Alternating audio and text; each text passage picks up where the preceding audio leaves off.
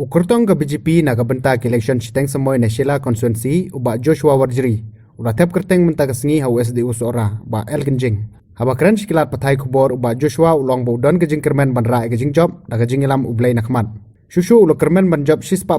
bad hadin bala job ula kular unumi nak constituency. Hendrai undon bej hapo ke constituency kenang baki paj ba kinwan yakendu hakanu kuno kopor. Ya uba Joshua la senran lang do WMLA ke BJP uba Sanbor Sulai bat kiwe-kiwe.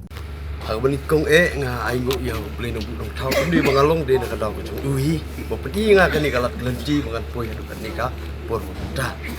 jeng ai kublei ka isi jong ka state BJP ki balai don kti be don kat ka jeng yalam jong ma sibun lindo bat don kat ru ikini ki MLA ki jong ku mi ma Sanbor Sulai bat ya ki ba AL hek ru ba silma ban don kat na ki don daw je rengkat ru ai kublei nak menta kini ki mandal ki jongi po konsensi ki barim bat ki bat mai ru kumju bat kawi ru ngak am ai kublei ye ima drop lem sim ila bandon dekat hang ne nganget ba kadai leng ba jong i ka jing su thit akan ni konsensi jongi ka BJP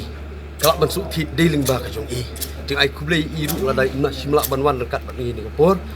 jik i ka jing tmu ka jonga kumba ba ida klim ta ba pi job le pim job Ndrei nga kermen habo bleu ni alam nakmat ngange kajing job katong ngan job nga kermen bangan job 6% ni kata bat ngange ru ba hadin bangala job ru ngan mi na po konsensi kum bangala kulari paj ba ngala bani kenduk iki man la kasni bani konsolf ya kidup kisuk haman lagi por tang didai peningkong kadai nak menta kuba kisaki kidon kum kasurok te bat kiwe ki babun ngi hang te ki jingduna